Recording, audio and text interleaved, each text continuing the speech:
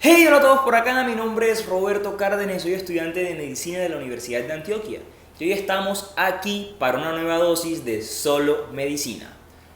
Hoy trataremos el tema del enfoque de un paciente con síntomas respiratorios y el diagnóstico de una neumonía. A veces es muy complicado escoger qué signos y qué síntomas son importantes para el paciente. Y aquí, el día de hoy, te los daremos. Únicamente 5 signos o síntomas cardinales para enfocar el diagnóstico de un paciente y también para describir la evolución del mismo, la remisión y un criterio o enfoque de abordaje o tratamiento. Si el tema te interesa, te invito a quedarte y a escuchar la explicación. Vamos, acompáñame a verla. Bueno, colegas, empecemos entonces con el enfoque del paciente con sospecha de neumonía. ¿Cuántas veces no hemos estado sin rotación en el hospital pensando en si un paciente puede o no tener neumonía? Teniendo una extensa lista de signos y síntomas que por una parte nos hacen precipitar, nos hacen decantarnos por un diagnóstico positivo y otros por otra parte nos hacen dudar sobre si en verdad podría tener una neumonía el paciente. Pero bueno, aprendamos a hacer el diagnóstico y el enfoque del paciente. Empecemos hablando de entonces cómo enfocamos al paciente. Y es que inicialmente hay que hacer un diagnóstico, como en todo tipo de otra alteración. Un diagnóstico que en el caso de la neumonía tiene un componente clínico, un componente radiológico y un componente diferencial, que explicaremos más adelante en este video.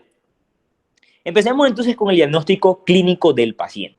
Aunque existe una amplia gama de signos y síntomas, cada uno con una razón de probabilidad específica descrita en los libros, y si bien es cierto que los pacientes adultos tienen, pues los adultos mayores tienen unos signos y síntomas característicos un poco diferentes al resto de la población, que se caracterizan de pronto por síntomas gastrointestinales como diarreas o vómitos, en mucha bibliografía ha asumido como tal a la alta prevalencia de neumonía a causa de bacilos gramnegativos intestinales en este grupo de pacientes. Si bien es cierto todo esto, hay una serie de signos y síntomas cardinales que podemos considerar para hacer un enfoque inicial y más preciso del paciente. Tenemos, por ejemplo, entonces la taquicardia, la fiebre, la disminución del murmullo vesicular, la presencia de crépitos a la auscultación y la ausencia de asma, que si bien cada uno por sí solo no presenta como tal una razón de probabilidad tan alta, juntos sí que son bastante disidentes sobre el diagnóstico de una neumonía. Tenemos entonces que si obtenemos de estos 5 criterios solamente uno o ninguno, podemos incluso descartar ese diagnóstico de neumonía. E incluso en la bibliografía se dice que es criterio para ni siquiera ordenar una radiografía en el paciente. Aunque obviamente hay que tener en cuenta otros signos y síntomas que de pronto sí nos hagan propicia como tal esa orden pues hacia el paciente. Si tenemos 2 o 3 criterios, tenemos que evaluar toda esa otra lista de signos y síntomas para ver si verdaderamente nos decantamos por ese diagnóstico o pensamos en otra cosa. Pero, ojo aquí, si tenemos de 4 a 5 criterios, es muy, pero muy diciente sobre el diagnóstico de una neumonía, la presencia de esta patología en el paciente. Y aquí es donde sin duda vamos a hacer la orden de una radiografía de tórax al paciente. Entonces pasamos acá al diagnóstico radiológico. Una vez ordenamos esta radiografía, obviamente vemos la imagen en el paciente y no hay como tal un patrón específico para una neumonía. Puede haber patrones típicos, atípicos, dados por distintos microorganismos. E incluso estos patrones nos pueden orientar hacia la posible etiología, hacia el posible agente causal de esta neumonía. Sin embargo, no son criterios para definirlo porque no está comprobado que tenga un beneficio significativo el tratamiento dirigido hacia un paciente, hacia un agente etiológico específico que el tratamiento empírico que se hace inicialmente. Por tanto, tratando de orientar un tratamiento, podemos alterar, podemos perjudicar al paciente pues, al tiempo próximo, no permitiendo que solucione su problema de la mejor manera. Porque cabe resaltar que estos patrones, aunque sirven para orientarse, no son patognomónicos ni específicos de un agente en particular. Y es muy importante tener en cuenta esto. Luego pasamos a un diagnóstico diferencial. El tercer punto del diagnóstico que mencionamos inicialmente. Y es que como en el resto de alteraciones corporales hay que tener una lista como tal de diagnósticos distintos que pueden tal vez expresar la patología o la sintomatología que está presentando pues nuestro paciente. Sin embargo, como mencionamos, es muy distinta la presencia de 4 o 5 criterios iniciales de los que mencionamos al principio. Y aunque sí es necesario y sí es puntual hacer esta diferenciación, podemos quedarnos con un diagnóstico bastante seguro, bastante preciso con la lista que mencionamos al inicio de esta explicación. Ahora, es necesario realizar un pronóstico. Es necesario que en un paciente con diagnóstico de neumonía evaluemos qué tan severa o qué tan compleja es ese proceso que está llevando. Y hay que tener en cuenta diagnósticos radiológicos, examen de laboratorio, examen físico, otras alteraciones en el paciente e incluso la edad. Sin embargo, para no complicarnos tanto, se han ideado una serie de escalas, como la PSI, que es el índice de severidad de la neumonía, el CUR-65 y el SOAR. Cada una con unos patrones, con unos criterios específicos hacia ese pronóstico que le podemos dar a nuestro paciente. Si bien es cierto que el PSI que mencionamos es la prueba más específica, la prueba más sensible, la prueba con una razón de probabilidad mucho más alta, contiene cerca de 20 criterios para aplicar, lo que hace que en realidad sea bastante complicado como tal llevarlo a la práctica clínica.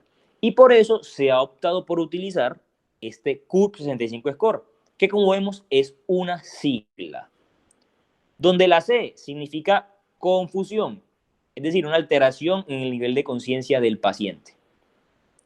La U significa urea, con un boom mayor a 19 miligramos por decilitro o mayor a 7 milimoles por litro, donde la R nos habla de respiración, con una frecuencia respiratoria mayor a 30 respiraciones por minuto, donde la B pues nos habla en inglés de presión sanguínea y que básicamente habla de una hipotensión.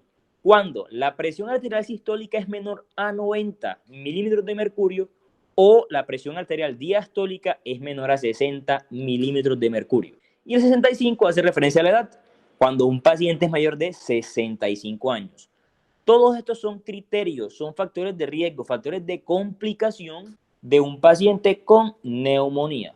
Y nos dan básicamente criterios para hacer ciertas intervenciones en estos pacientes. En este orden de ideas, según la escala CURB-65, se dividen a los pacientes en 3 grupos. Grupo 1, grupo 2 y grupo 3. Grupo 1 son pacientes que presentan un puntaje menor a 2 en la escala CURB sin factores de riesgo asociados. Es decir, pacientes que presenten ninguno o uno de los criterios mencionados en la escala, sin factores de riesgo adicionales, y a esto se les tiene como tal un tratamiento ambulatorio. Grupo 2, pacientes con puntaje en CURB 65 menor a 2 y con factores de riesgo asociados. O 2B y 2C, que básicamente son pacientes con un puntaje de 2, sin factores de riesgo o con factores de riesgo asociados respectivamente, y tiene un tratamiento hospitalario. Aunque alguna bibliografía describe que puede ser un tratamiento ambulatorio, pero con una vigilancia estricta.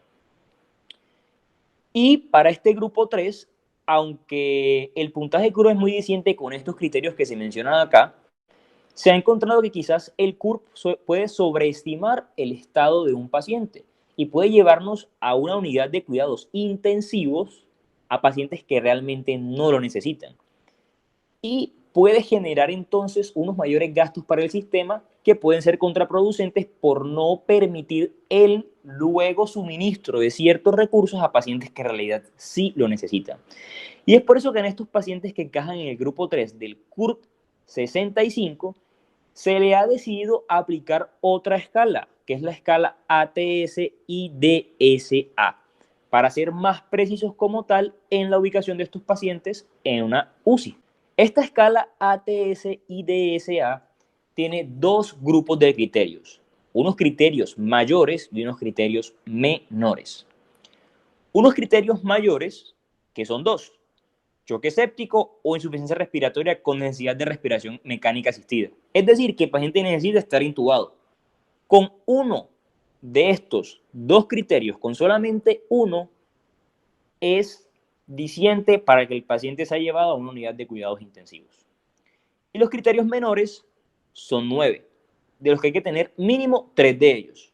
Y son una frecuencia respiratoria mayor a 30 respiraciones por minuto, un índice o una razón de presión arterial de O2 sobre FiO2 menor o igual a 250, infiltrados multilobares, confusión, un boom mayor a 20 miligramos por decilitro, una leucopenia, una trombocitopenia, hipotermia en el paciente o un paciente hipotenso.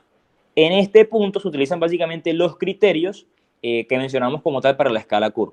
Una presión arterial sistólica menor a 90 milímetros de mercurio y una presión arterial diastólica menor a 60 milímetros de mercurio. Cabe resaltar y cabe recordar que con 3 de los criterios menores o uno de los criterios mayores como mínimo dan criterio para que el paciente sea llevado a una unidad de cuidados intensivos. Repito, son criterios.